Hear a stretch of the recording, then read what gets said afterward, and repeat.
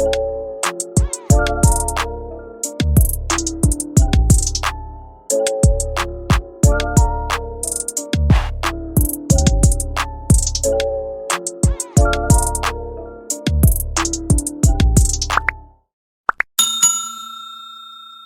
everybody, welcome along to the Legit Crypto Lounge, the place that brings together real projects with real people. For today's AMA, we're joined by Mark and the team behind Catbread. In terms of the structure for the next hour or so, we'll meet the team behind the token, find out a little bit about them, their experience and background. Then we can have a look into the details of the project itself and see what sets it apart. And then we'll have the Q&A at the end. So before we get into the detail of the project itself, it would be great to understand more about the team behind the token. So Mark, if you wouldn't mind giving us a quick intro about you, your team, in terms of background and experience, that'd be great. Awesome. So the team was formed. The core team members was formed about a year ago after we got scammed together. And we just figured, hey, man, like we got this really good idea. We've got talents that sort of mesh together, and we kicked it off from there. We're basically just a product of crypto in general. So you've got myself. You could call me the director or CEO of the project. I'm behind the theory crafting, the numbers, and everything for the system as a whole, the ecosystem. You've got B, who is in charge of UI and UX. They have plenty of experience with some higher up companies. I don't really know their names off the top of my head. And the same goes for Barley, who is our web developer. And you guys saw that awesome website. Well, I went into that one. And Joshua, who is over the graphics of the website and the NFTs and all that other stuff. And you've got Z, who's worked with Zero Waiting on Boss Token. And last and not least, for the core team, you've got Ankin or Ken. He redesigned, led the redesign and redevelopment of Indonesia's immigration and passport system, among many other things. He's also an incredibly talented artist. So yeah, that's the team. Nice. And have you, is this your first project? Have you launched any tokens previously? So the only real other launch that we did together was the original version 1 Catbread. And the reason why we're having to relaunch now, which to be completely honest, we should have done earlier on, but basically the original dev that we had renounced the contract, because I guess that was a big thing that was going at the time with all the meme tokens and all that good stuff. But we had a workaround with a ticket system within the arcade, and I mean it worked, but it made everything so much more work when it came to development. So that's the token that we had. We reached 5 million market cap twice. Once with the original developer, and then once he dipped, I doxed myself, and then basically, I guess, took the reins of the entire project and got us back to 5 mil. And with the relaunch, we have a smart contract with proper distribution, without renouncement, something that's flexible, modular, that can be added on to. And so yeah, that's the first token that we launched. Okay. And when was that originally launched? That was launched June the 2nd of 2021. Okay. And what was the starting market cap on that? I think it was like 2,000 or 3,000. Oh, super low then. Oh yeah. This one's going to be launching with 436,000, give or take, depending on what BNB is doing, with around 120 to 130,000 liquidity. Right. Okay. So the original token, was that just a fair launch then? Yeah, the original token was a fair launch. We're going through everything proper with this one. Okay. Cool. Okay. Right. Let's get into the detail of the project then. So, Catbread. Slightly random name. What made you come up with the term?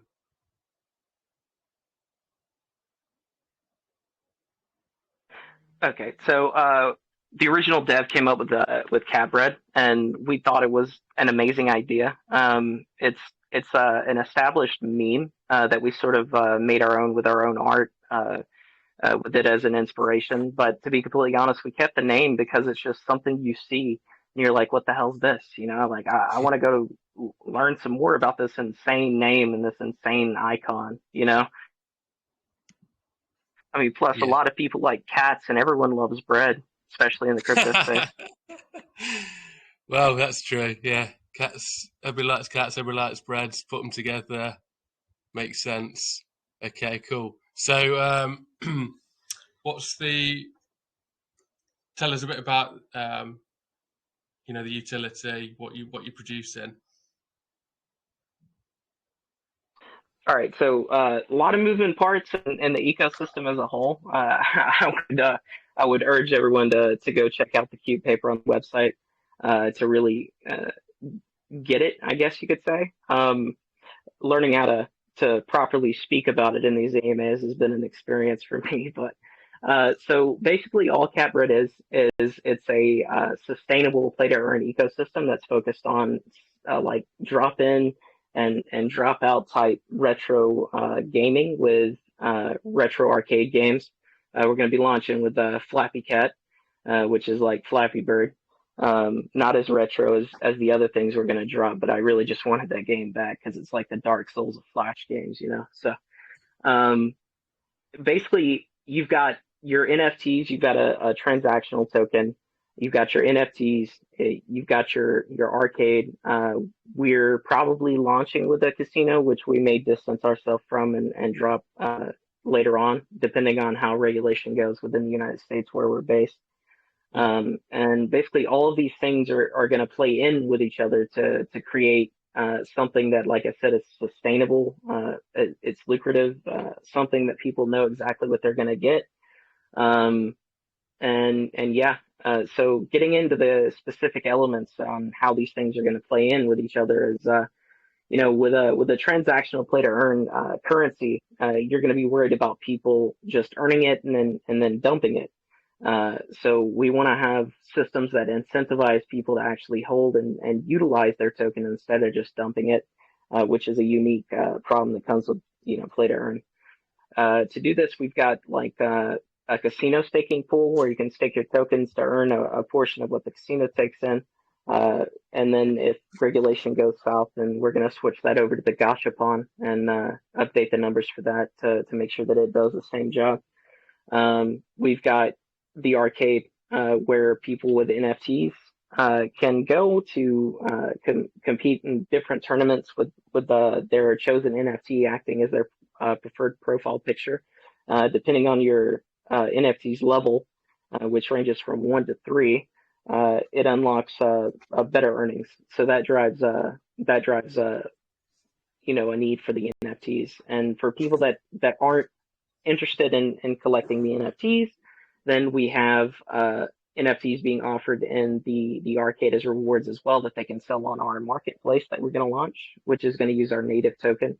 So minting NFTs is going to be in BNB, and selling and trading in general is going to be done in the native currency. So that's how the arcade's going to function. You have your NFT and you have your daily, weekly, monthly tournaments like classical arcades did with a scoreboard. And at the end of that period, then you get your reward. As far as token staking pools, you're going to have a pool where you can choose to lock your token for NFTs at a 90% discount, and that also plays into how we're going to mint these things. You've got, if the casino doesn't necessarily pan out when it comes to regulations and it being a gray area, then we're going to look into traditional staking pools with BNB or BUSD. So yeah, we've got a lot of stuff going here. So the NFT upgrade system, for example, to upgrade an NFT from level 1 to level 2, you've got to burn 2 of the same level NFTs. So say if you want a level 2, you burn 2 level 1s and you burn a percentage of the CapRed token. So The upgrade system is going to make the currency a little bit deflationary. It's going to make the NFTs deflationary to make room for new generations and to also drive a need for people to buy NFTs off the people that aren't interested in collecting them from the arcade. So to incentivize further people collecting NFTs, we're going to have reflections coming from our marketplace. There's going to be a 10% tax on the buys and sells of the NFTs on the marketplace, which is a little high, but that's going to be redistributed mostly to people that are holding the NFTs. And yeah, so the deflationary aspect. Let's see what else. Oh yeah. So at level 3 for the NFTs, you're going to have a VIP staking pool that's going to subsidize your earnings from reflections if you're just interested in holding the NFTs. Mythics and one for ones, those are going to be automatically level 3, and they're going to be usable straight right out of the gate in the VIP staking pool and all the other tournaments. We've got an artist onboarding program that we want to go with as well to get some organic interaction with the NFT community, so that our community can vote on an artist that they like, and we'll commission them, get them some work to create one-for-one Cap Red NFTs in their own art style that we can just go on ahead and throw in the arcade as rewards. So those will also be automatically available in the VIP staking pool. I think that's about it. Being in depth, I may have missed a couple of things because there's a lot going on. But yeah. I was going to say there is a lot going on and a lot to break down there. So just going back to the games, and you're launching with Flappy Cat. So is this going to be one of a series of games that you're launching? Okay, so when it comes to games, it's like I said in the last one, Caesar, is you've got a lot of people that don't necessarily have a prolonged attention span. Me being one of them. So as far as series, we want to keep pumping out games, as quickly as possible. To keep variety up, to keep people engaged, and that's actually what the majority of the pre-sale money is going to be used for, is to get at least 3 or 4 games in the chute, so we can continually drop classics on people to keep things fresh and new. Okay, and when will Flappy Cats be available?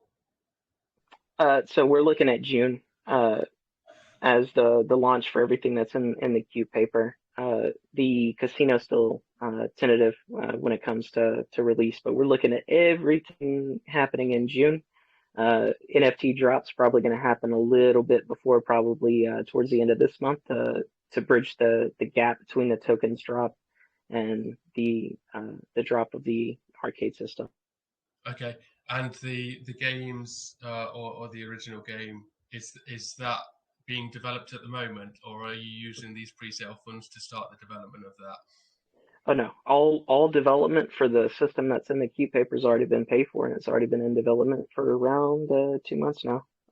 Ken, like I said, is incredibly talented, so this man is just a savant when it comes to code. Nice. Okay, good stuff. So then, and you've obviously mentioned the marketplace. Is that going to be available at launch as well in June? That's what we're looking at now. Yeah. So everything's just so integral to each other that everything really has to be dropped together. And it, like the launch has to be immaculate. For sure. Yeah, and you mentioned about a 10% buy and sell tax in the marketplace, and a lot of that is going back to holders who stake. What's that breakdown? Okay, so real quick, the reflections that those are distributed amongst NFT holders even if they don't stake. The staking pool just gains you more in the way of tokens. So 5% of the royalty will be used for upkeep, paying for marketing development, artist onboarding, and team as well. So it gets into me saying, like, with CapRed, you know exactly what you're going to get. most of the team's money is going to be made off of just the initial sell of the NFTs. We don't believe in huge wallets. We don't believe in, utilizing marketing and development funds for our own gains. So yeah, so half of that is going directly to all holders, and half of that is going to be, or 25% of that is going to be utilized for artist onboarding, marketing and development, and 25% is going to go to team upkeep. Okay. Somewhere around there, yeah. And how many NFTs are you looking to produce? So initial, we're looking at 5,500. Initial minting cost is going to be 0.01 BNB, and for every 100 sold, it's going to raise the price by 0.01 BNB. And we're also going to have a window for the cutoff of minting.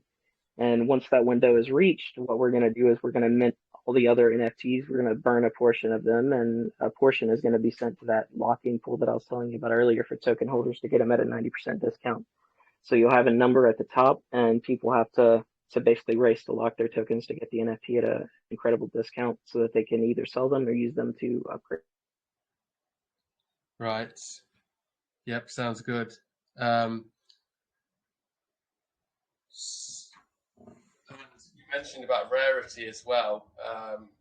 Have you worked out percentages in terms of, your commons, uncommons, mythic?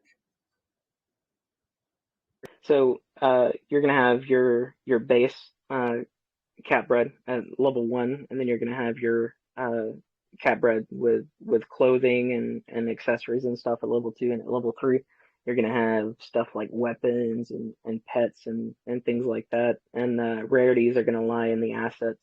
So you're going to have a special color or special asset. I think that for one we had the over 9,000 power level gauge that Vegeta was using for one of them, for example, was an incredibly rare asset. Mythics are straight 1-for-1s. They have special backgrounds. They have assets that aren't used anywhere else. And how many of those are going to be available as a portion of this 5,500? 16 right now, but I really want it to be around 25 or 30 because there's a lot of assets that or ideas that Joshua wanted to go with that I want to get into actually finish because I like how they look. But right now 16, perhaps maybe 25 or 30. And these are going to help if you just want to stake them as well. Is that right? Yeah. So right off the bat, you don't have to go through the upgrade system if you get a mythic. You can just it's automatically level 3 for all of the concerns of the arcade and the staking pool and all the good stuff.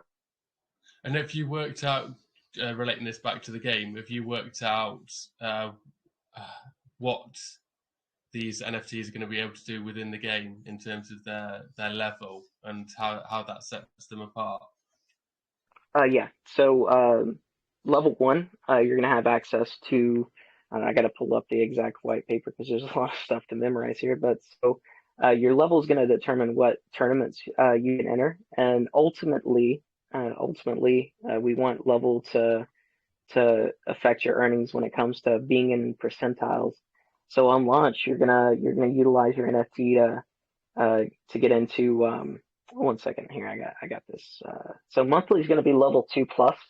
You're going to have emissions of say like $200, give or take, for being first, as well as a mythic for winning that one. Your level 1 NFTs are going to be used in the daily tournaments, which is 300,000 cat bread for first, all the way to fifth at 100,000. And at level 3, you gain access to the staking pool where we're going to emit. Where's that? We're going to emit around 6% of the total supply in the first 5 months, which is going to drop down to 3.36% a year. And that's going to be on top of reflections as well. Okay. And the upgradable element of these NFTs. So you've got levels 1 to 3, and you mentioned about being able to burn 2 in order to get up to the next level. And you have to burn a portion of your cat bread. Is that right? That's right. The cap rate amount's going to be somewhat negligible. It's just to add a small deflationary aspect to the currency because it's going to be used a lot in transactions. Yep. And also with the NFTs, the NFTs act as what I like to call responsible gatekeeping for token rewards and distribution, because you can't just go throwing out tokens, or else everything's going to tank because people are going to be trying to offload that. So with the upgrade system, the burning drives the sells for people that aren't interested, so they can sell their NFTs. It also drives your scarcity for NFT holders and collectors. And like I said, it also acts as a gatekeeper to ensure that our staking pools and our reward pools stay healthy. Mm-hmm. Yeah, and so going from level 1 to level 2, you need to sell a small amount of cat bread, and to level 1 NFTs. Is that going to be the same from level 2 to 3 as well? Yeah, that's right. So to level from 1 to 2, you burn 2 level 1 NFTs, and then you get another random level 2 NFT. As far as the cat bread burn, we're gonna try to peg it to like maybe $1 to $10 or something like that, something small that adds a deflationary aspect, but isn't so much that it's like people are like, why am I having to spend this much money? It doesn't make sense. So yeah, we want everything to be accessible as well. A lot of things moving in the background, but ultimately when people start getting involved, it's going to be fairly easy for them to pick up and use. Yep, sure. And in order to get to level 3, are you going to need to burn 2 level 2s? Yes, that's right. Yep. Cool. Just looking through, and you've got this game room element as well. So the casino, is this all being worked on in the background at the moment as well? Oh yeah, everything's being worked on. Everything, yeah. So yeah, the NFT smart contract, for example, has already been developed, and we got that on testnet, I believe. Ken has the artwork for the NFTs is already complete, minus some small minor changes. Flappy Cat is, from what Ken told me, complete. I actually played the demo, and it's really great, way beyond expectation. And the casino with Gachapon, the casino is being worked on, but right now, like I said, it's still tentative as if if we're going to release it or not, due to increased regulations and the gray area that is gambling. And a lot of people just don't want to touch projects like that, so we may just stick with just the Gachapon system. Yeah, we've had quite a few tokens come through, or platforms that have concentrated on the gambling element, and they never seem to do very well, to be honest. So yeah, it was always just like a tack on. So as soon as I get done with this AMA, I've got to crunch some numbers too to make sure that everything is still sustainable. If we do remove the casino, I've been working on that a little while. Gachapon though, Gachapon's something that isn't gambling, and for what for people that don't know what Gachapon is basically you insert money to a machine and it pops out a capsule that has a random toy or something in it, and Gachapon, like the name, comes from the sound that it makes. And I don't know about you guys, but I just love like opening stuff like loot boxes, and just minting NFTs brings back like the old school memories of opening like a new Pokemon card pack or Yu-Gi-Oh card pack. Yeah, so yes, really wanted to put as much of that feeling as possible into the ecosystem to have something that's fun for everybody. I spent countless hours playing Shenmue. When you were popping the capsules out of them machines. Have you ever played it? Yeah. I haven't played Shenmue, but I know what you're talking about. Yeah, hours I spent. I like it. There we go. We've got a new one now for you then, Toby. Yeah. Just back on the NFTs, will people be able to trade those on other platforms, or will it just be within your marketplace? We're definitely looking at partnerships for secondary marketing or secondary marketplaces. Sorry, I really like NFT Key. So we're gonna try to get that as our first secondary market. I think that being flexible and being able to expand where your products are available, that's incredibly important in the space too, because a lot of projects tend to gate themselves off, and it ends up being to the detriment of the project as a whole. Yeah, definitely, it's good to get that exposure outside of your bubble, your platform and stuff as well, isn't it? Talking of partnerships, I was having a look at your website and noticed that you've got a couple on there. So do you want to talk us through your partnerships? So I'm going to move to strike GameFi and HeroFi off of the website with the update that's coming with the updated white paper and distribution of the tokens.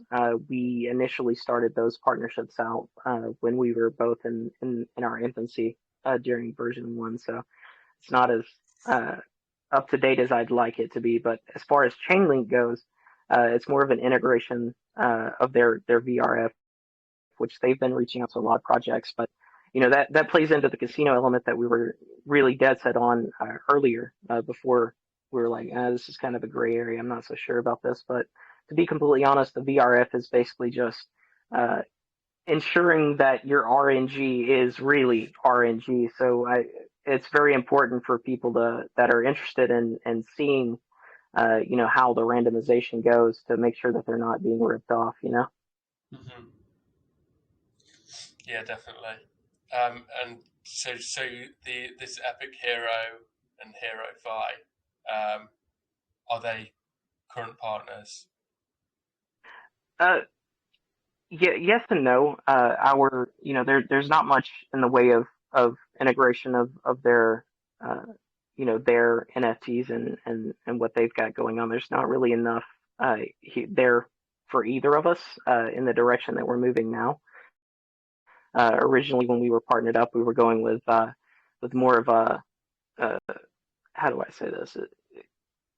A more central game within the arcade as well, and the arcade games were just going to be sort of secondary to a primary game. So there's plenty of room for us to get other projects with primary games involved. But now that we've dropped the primary game on launch in lieu of focusing on just the simplicity drop in drop out aspect of the retro arcade games, and it's just not really worth advertising anymore, if that makes sense. Yep. Yeah, it makes sense. Okay. So looking at moving on to the token itself, and in terms of an investor, somebody that's not too fussed about games, they don't collect NFTs, can you go through the benefits of being purely a token holder?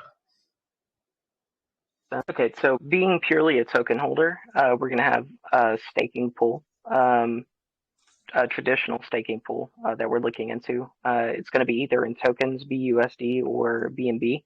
If we do decide to launch with Roulette, then we're going to have a specific pool for people to stake their tokens, and the emissions are going to come directly from a portion of the casino intake. So the team's not going to take anything from Gachapon or the casino outside of just the onboarding and development, which is going to be a very small fraction. The rest of it is going to be used for upkeep of that pool, and as well as offering just purely token holders another way of earning something.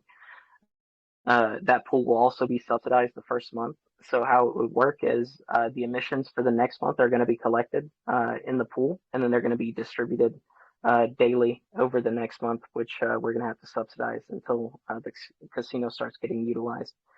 And there's a lot of other things, because I'm continually tweaking and updating how the system works as far as numbers and how it's functioning. There's a lot of other ways that we can incentivize token holding.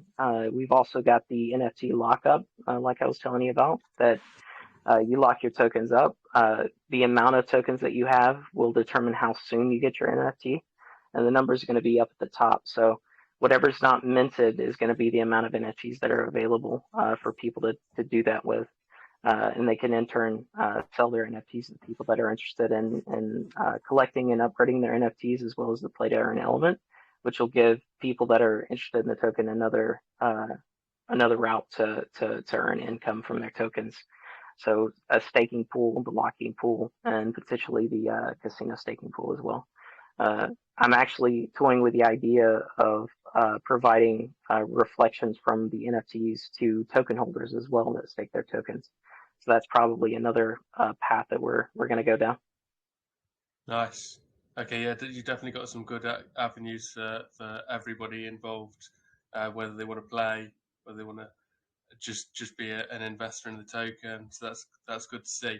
Obviously, you mentioned about the sustainability of it, and if you do take away the like the roulette element and the gambling element and stuff. So if that was to be the case, what do you think you would need to remove in order to keep it sustainable? Okay, so all the casino would do in actuality is just bridge us from our static reward system to a wagering system where people can compete by just putting up, X amount of CapRed tokens to compete in PvP. And the winner of whoever's been challenged or whoever's in, at the top three of the scoreboard, they split the pool that those people have put in, and maybe like 15% of that would go to the staking pools. Numbers wise, like with that system, we wouldn't want to take enough, or we wouldn't want to take so much as to make it to where it's not profitable for people while still sustaining the pools. So we've got that in the chute. It's going to drop after everything else drops, maybe a month or two after, give or take. But all the casino really would do is just to bridge those two things. And, even if we chose not to release roulette, you're looking at around 70% of or 60 to 70% of the tokens being locked for rewards to begin with. So everything in the white paper is a 5-year plan, give or take a year or two. Okay, sounds good. And so, where does your income stream come from in all of this? Primarily just the initial mint of the NFTs, and maybe primarily just the NFTs. The rest of the funds are just going to be utilized for marketing development, NFT artist onboarding, and maybe a salary or something like that I'm looking into. But primarily for the team, just the initial minting of the NFTs and an incentive for keeping getting the project really big with 1% that's vested over a year. So as far as team tokens go, it's 1% per person, 7% in total, but it's vested over a full year. Okay, yeah, we'll come on to that in a moment. I've just got a few questions on that.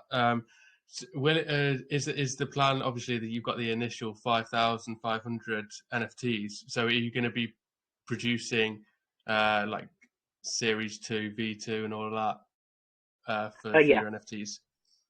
So after this drop, we're going to do smaller, bite-sized NFT drops every time a game drops, and we're looking to do that at least like once every 1 to 2 months or so. If the game development starts to outpace the dilution of the NFT pool, then we're gonna pull back on the NFTs. But right now, after the initial launch, we're gonna be doing 1 to 2,000, maybe every quarter or so. Okay, and the games themselves, they're developed in-house then, is that right? They are, yeah. So there's not going to be any bought assets. It's all developed in-house by Ken and his team. Nice. So how many people are working on the actual game development? So you've got Ken leading, and he has a team of his own of around 3 or 4. Like he has his own company. So Okay. that's really nice to have. Like finding professional people that are worth their weight in salt in this field is incredibly difficult. And I'm blessed to have found it. If anyone's ever worked on a token, they'll tell you the same thing. This place is like the Wild West, and it's like finding really talented people, is very difficult. You end up having to do it yourself. But yeah, we got Ken. He's doxed, vetted, and he's got a team of around 3 or 5 working with him while we were able to focus on the aspects that we're talented at. Mm-hmm.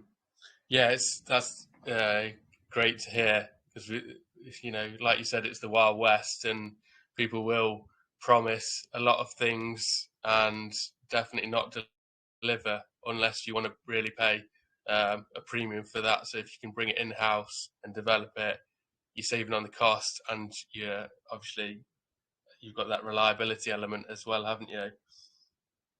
Oh, yeah, absolutely. When he started talking about invoices, man, I was like, thank you. Yeah, definitely. That's good to see. Right. Okay. Let's move on to your tokenomics then. So, in terms of your buy and sell tax, you've got 10%, 5% goes to LP. Is that right? And 5% Yeah, so it's 5% going to LP, 5% LP, which also plays into the transactional element of the token, and you got 5% going to what we're going to call the active vault, and those funds are just going to be used for project upkeep, development, marketing. They're going to be used to give out tokens to pools that may be struggling in the future. If we do end up splitting the pools for the casino and arcade and wagering and stuff like that, basically what I wanted with this system that we're going to drop is a base level thing that's modular, that can evolve with the market, that can evolve with the things that we need it to do.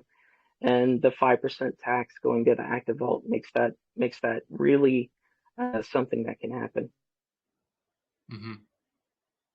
Yeah, it's definitely good to be able to play around Like with airdrops, competitions, basically just the Swiss Army knife is what that 5% is. Okay. And it also keeps us, sorry, what was that? Sorry, you were just losing you, coming in and So, out. also originally with V1,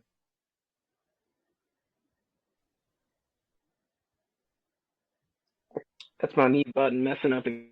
Oh my goodness. Telegram's just wonderful for voice chat. Um, You so, mentioned about V1, and then I lost you. originally with a lot of tokens, you have people that are just like, can you hear me now? Yes.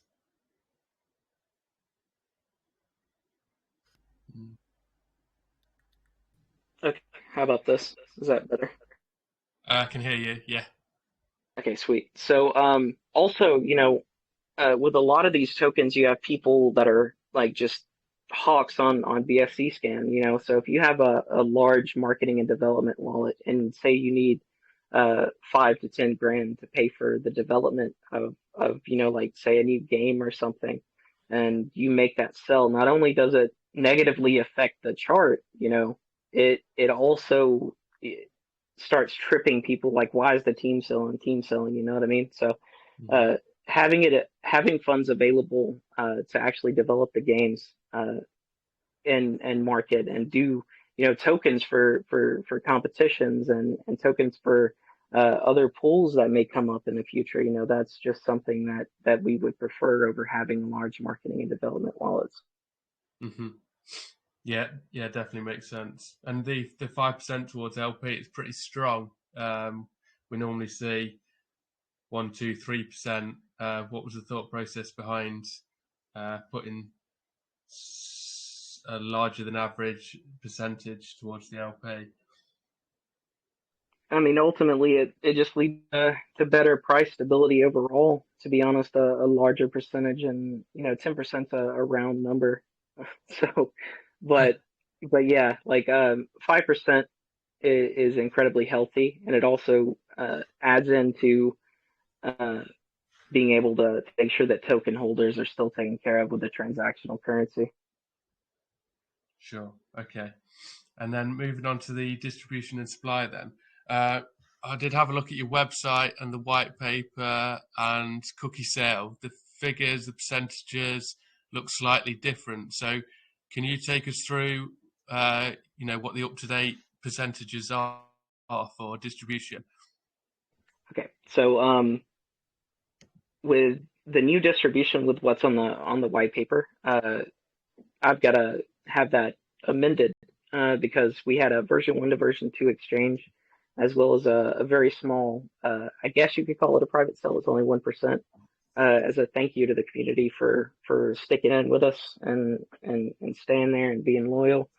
So the new percentages are going to be, let's see, I got the numbers here.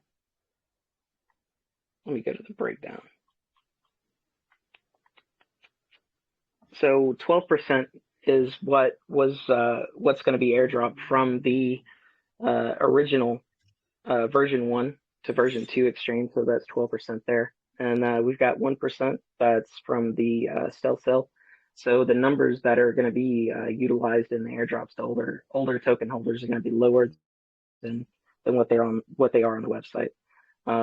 And percentages on cookie sale, they're going to be a little bit off because we've got a lot of the tokens locked right now to make sure that right off the bat the market cap isn't just astronomical from having the tokens just in the undiluted supply. So the new distribution is going to be 21% in total, and that includes launch supply, including the exchange, the pre-sale, and initial liquidity. So that's going to be 21% available straight off the bat, circulating supply. You've got the 7% team tokens that are going to be locked on pink cell. We're going to be having those vested over a year.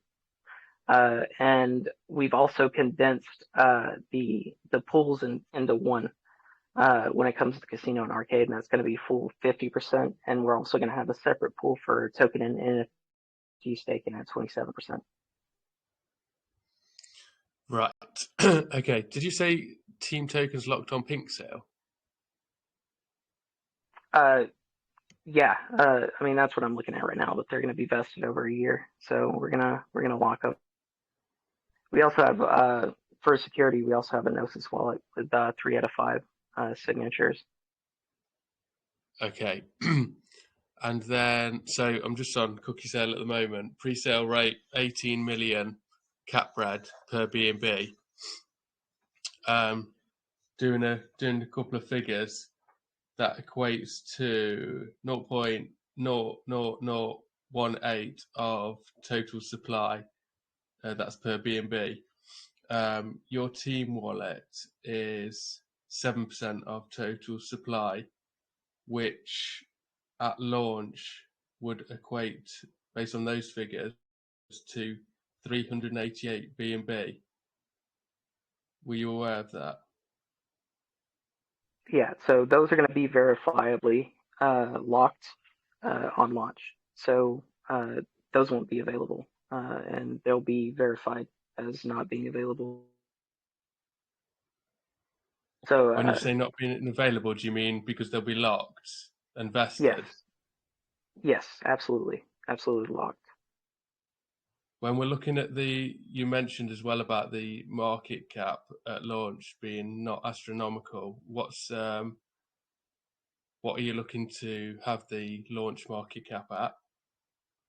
So when I say astronomical, when I linked up with, because this is, I'm was somewhat of a pre-sale newbie and had to really study, how the numbers went when it came to calculating market cap and all that other good stuff. When we linked up with the brother, he gave me a lot of advice when it comes to his expertise in the area. And initially, the market cap was like 1 million.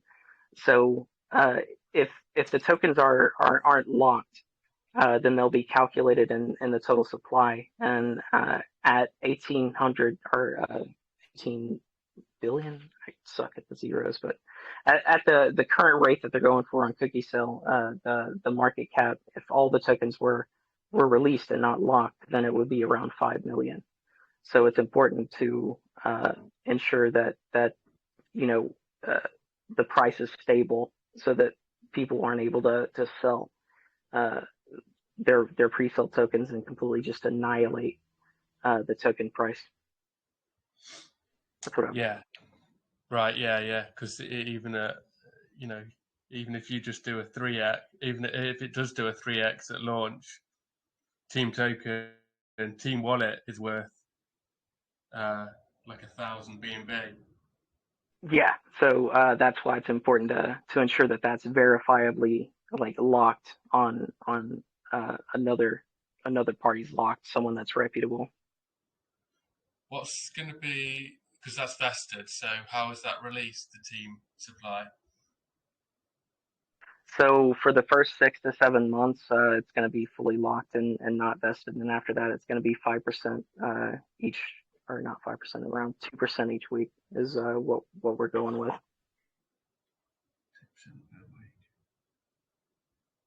Ultimately, I want it to be fully locked for at least 6 months, and then vested out over another 6 months. That's going to be what I'm going for. As far as like the specific numbers and stuff, I think that 5% is what equated that.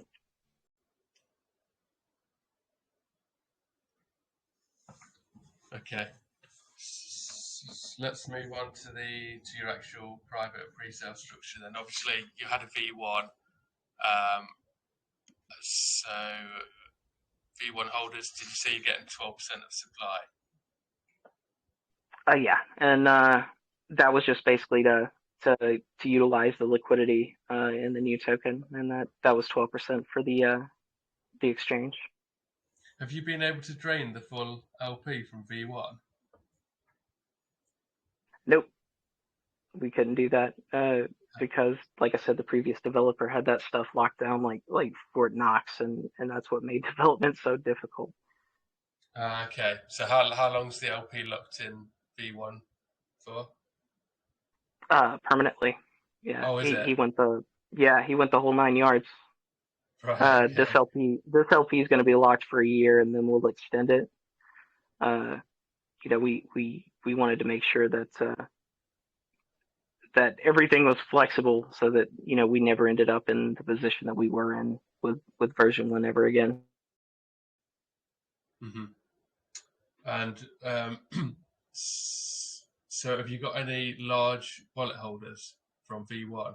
How many holders in total? Okay, so the version 1 wallet cap was 1%, and we're going to maintain the 1%.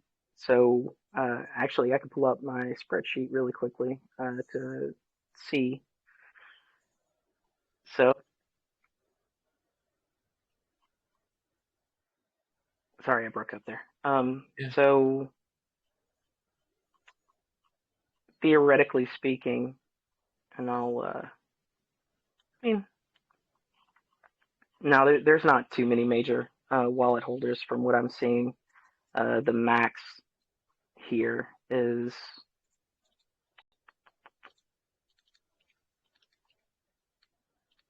one second. Yeah, no worries.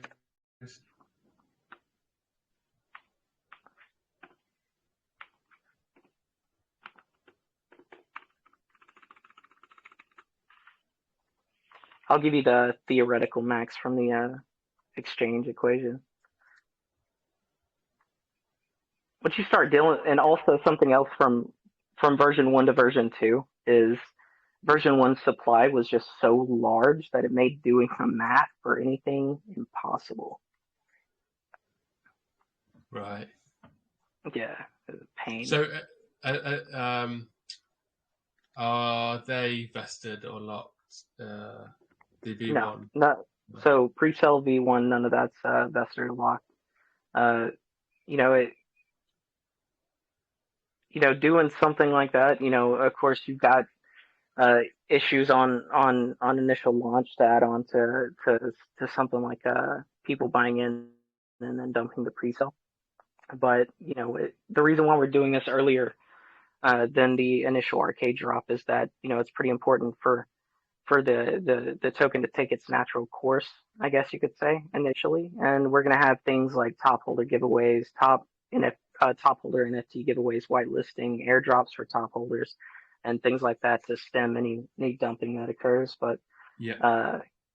I understand any concerns about nothing being vested or locked. It's just we've got together and we felt that it was pretty important for the initial token to take its course and do things that could potentially or that would stem any dumping with airdrops and NFT drops and whitelisting for NFTs, which is also the reason why this is going to take place right after the token drop. Yeah. Okay. So, have you got the figures? Do you know how many holders you've got of V1?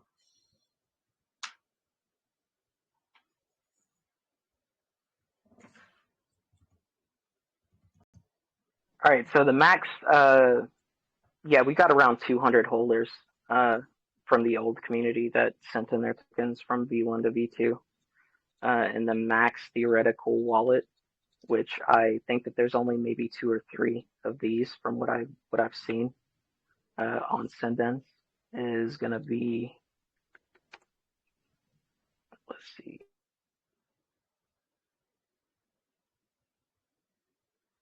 It's going to be 68 million max, and we've got maybe 2 or 3 wallet holders with 68 million from version 1 to version 2.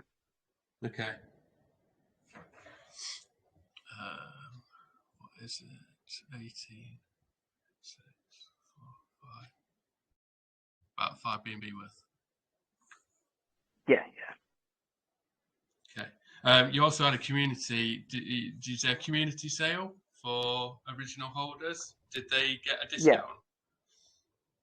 Yeah. They only got a discount of theirs was 20 and the pre-sale was 18, and that's only around 1% of the supply that was used for that. Okay. Let me whip up the spreadsheet for that one as well. So the max for that was around 5 BNB, and there's only around 51 people that did that. And the majority of it says 0.1 to 0.5 BNB. So there's not much there either. Okay, and how much did you raise in total from that community sale? So from the version, so how much in total just from the private sale? Let's see. Yeah.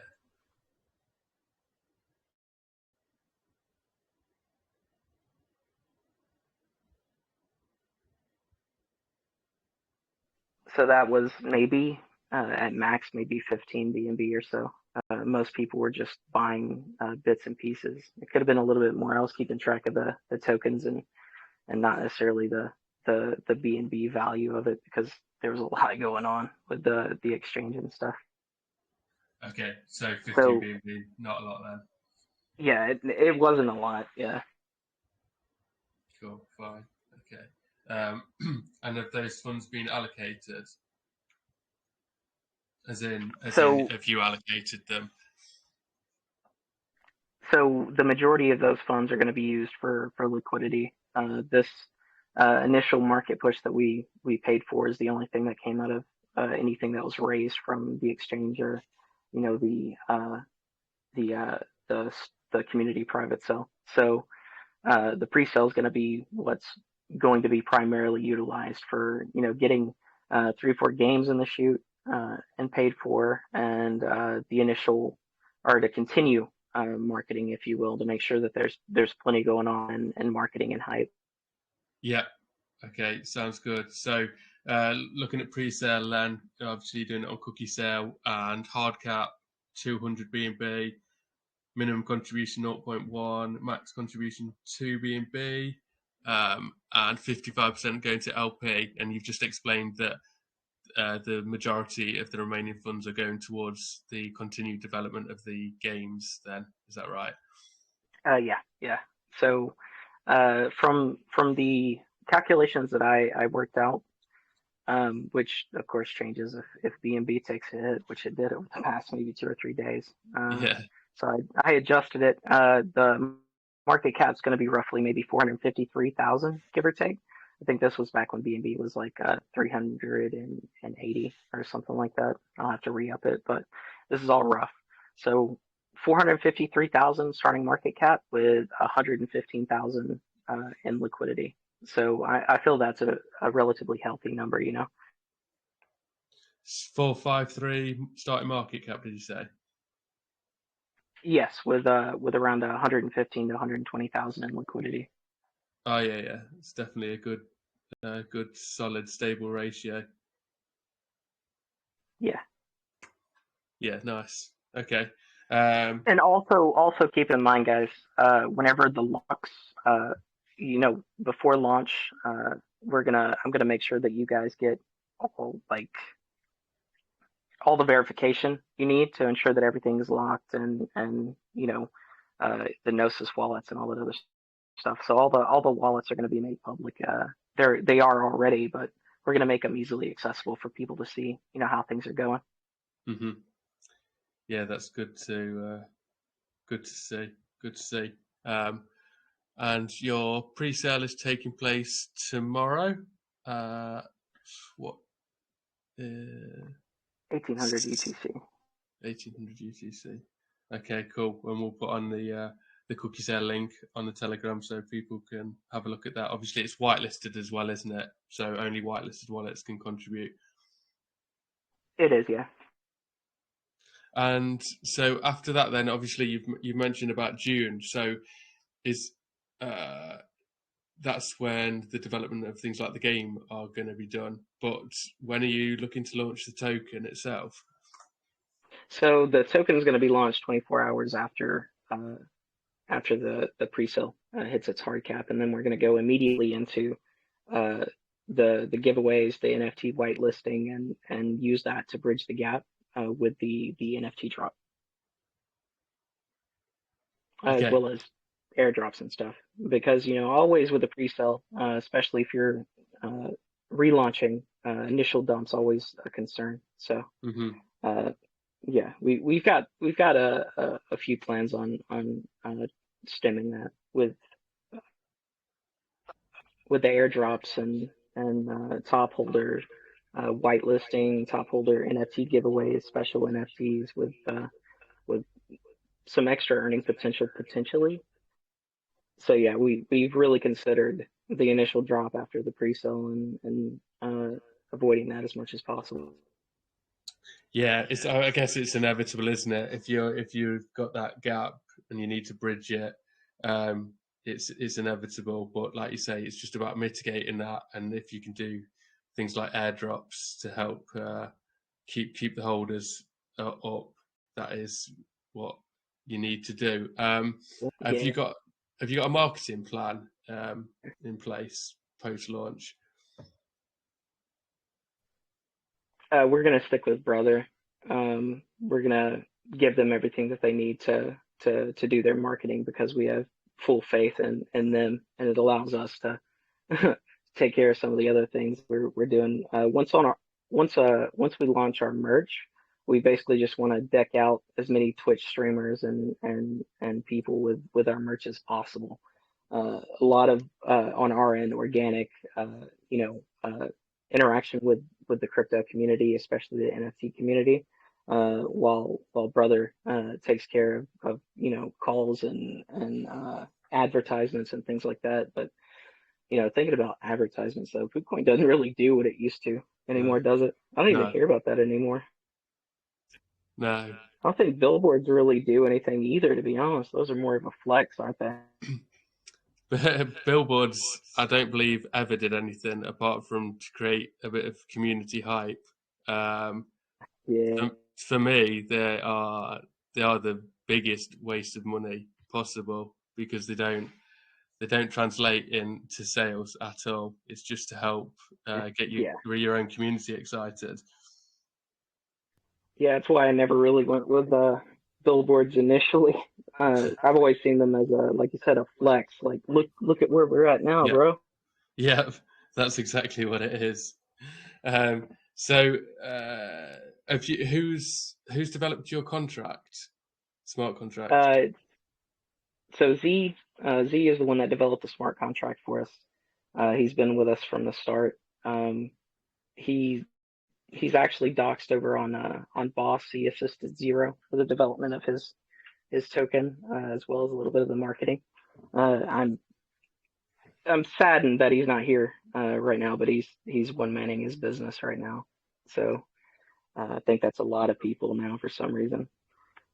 Right. And has this contract been audited?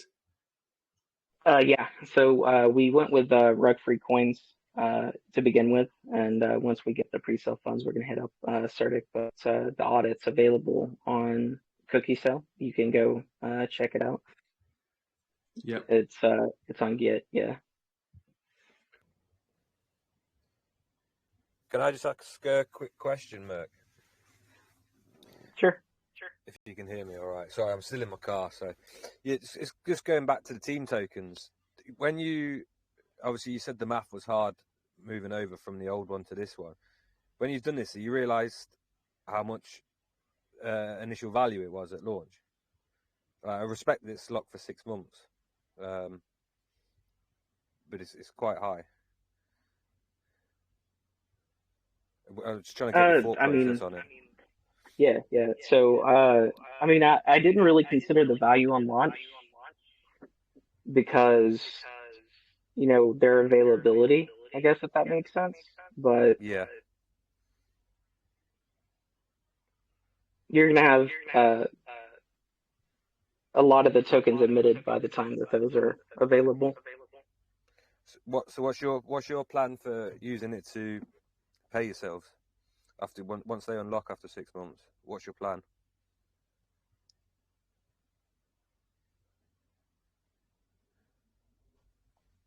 You mean like distributing them or selling them or something? Yeah, exactly that. Like obviously, team tokens are there for a reason, aren't they? Yeah, either if you're a reflection token, some teams use them to use the reflections to pay themselves. Some people use it to sell. So I was just wondering what your kind of exit plan is as a team. Like, how do you plan to fund yourselves with it? Well, to be completely honest, I haven't really thought of an exit plan because the entire goal is to create the platform for us to more make money as a team on the initial NFT sales, a portion of that sales. So as far as the team tokens go, it's not going to be released all at once. No, but then you see that begs the question then, though, why have them in the first place if that's your plan? Like, do you see where I'm coming from? I do. Yeah, definitely. But I just wanted to touch on that. That's okay.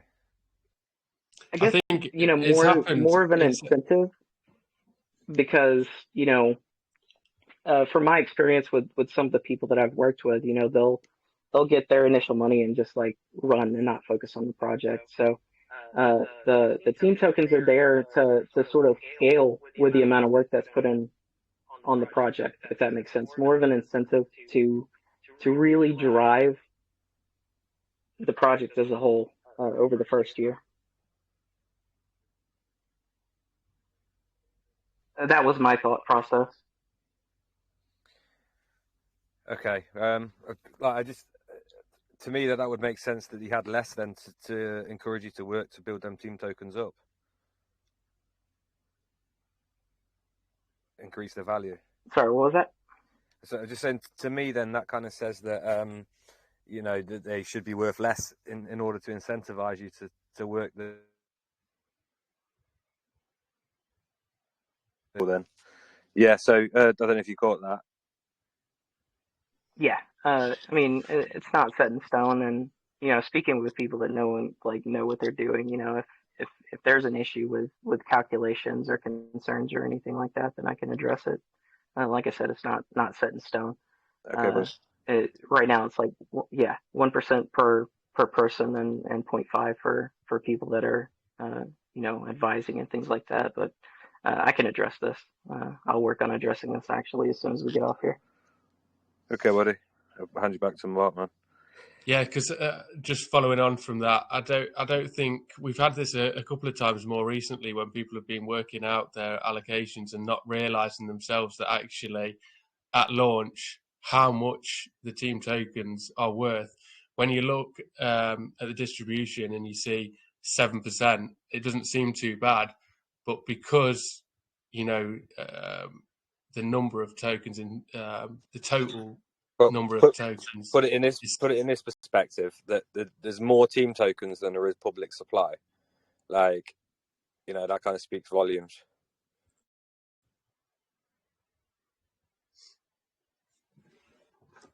Yeah, it's that is something that's easily okay, where they're locked and it's not a concern. But yeah, no, I see exactly where you're coming from, and yeah, I'll work on addressing this as soon as I get off here. I'll be back in. Cool, man. Yeah, cool. If we could get an update on that once you've made a decision, that'd be good for everybody, all the investors making decisions on investing at pre-sale as well. Yeah. Another sort of, I guess, plan would be to lower the team tokens massively and just pay a salary out for the work done on the project as well. So yeah, no, I really appreciate you guys bringing that up to me.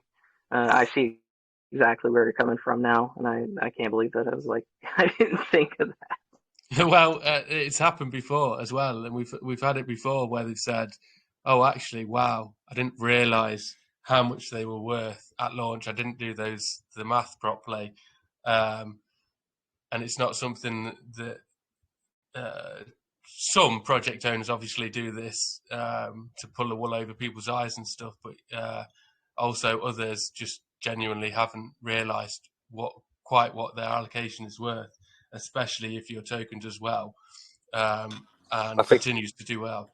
It's even more complicated, I think, when you're working out tokenomics from a relaunch, and you got to work out your old holders and stuff like that. Yeah.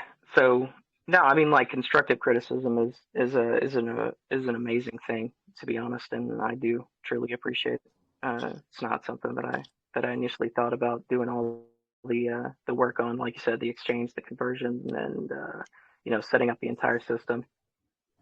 Because I was thinking a year down the road. I wasn't thinking about like how much are they going to be worth on the pre-sale launch, because to me, in my mind, it didn't really matter because they wouldn't be available. Yeah, which just makes sense, because also people are thinking the same thing. They're locked for a year. We don't need to worry about them, but in 6 months they will need to worry about them. If you're a 10 million market cap and you've got quite a lot of tokens available to dump on the chart, not that I'm saying that you do that, but obviously that could happen.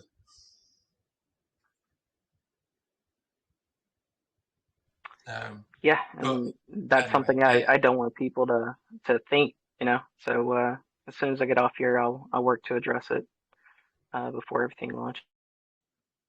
Cool. Yeah, sounds good. Is there anything else you want to add, Toby? No, other than that, mate, it's been pretty thorough. So yeah. Cool. I'm actually quite excited by the NFTs. I love the way they look. Actually, these cat breads is cool, man. Yeah. So basically, like, I've done a lot of research also on top of doing the work for the tokenomics and stuff, and a lot of these NFT projects are just like they're straight up Ponzi's, and that kind of ticked me off, because there's so much that you can do with NFTs, that could benefit the ecosystem, but a lot of thoughts and prayers, a lot of this is what we're going to be doing.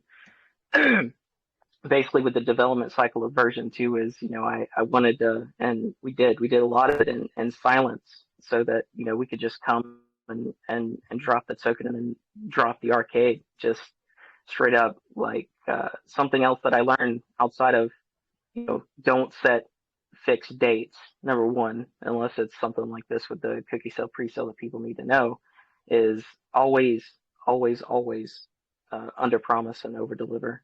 And the chart is incredibly important as well, but always find a niche and, work your ass off to create something, even if it is simple. Make sure that it's better than everything else. So that's my mindset going into this. Nice. Yeah, I like it. So before we get into a Q&A with everybody, there is one more question that we always like to ask at the Legit Crypto Lounge. So for me, a project can't succeed long term without a clear vision from you, the owner. So my final question to you is, at what point does this project become a success to you? Well, the goal is always to have everything worked out before launch and have it be successful, at launch, but that's not very realistic. So in my eyes, maybe 2 or 3 months after launch, when we have some really good variety when it comes to the games and things like that. And also with everyone else, their definition of success is different.